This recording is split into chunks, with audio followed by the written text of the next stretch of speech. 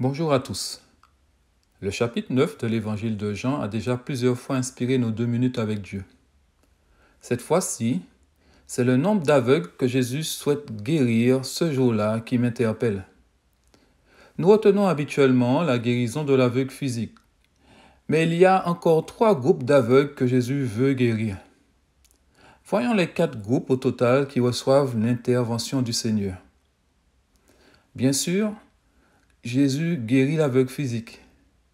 En plus de le guérir physiquement, Jésus le guérit spirituellement.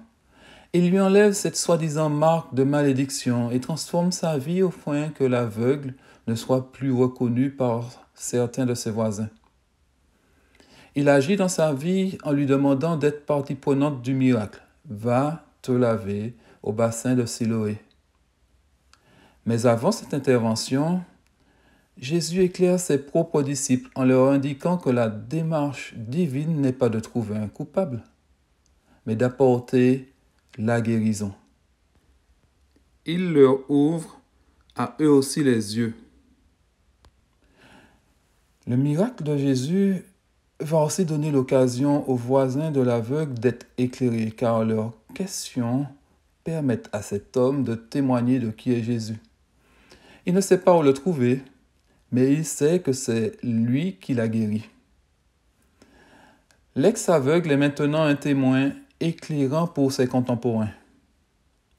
Mais les choses ne s'arrêtent pas là.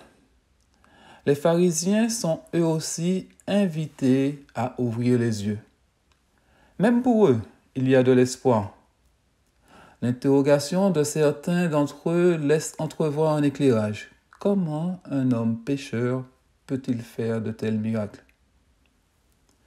Aujourd'hui, quelle que soit ta situation, Dieu veut t'ouvrir les yeux pour que tu vois son salut.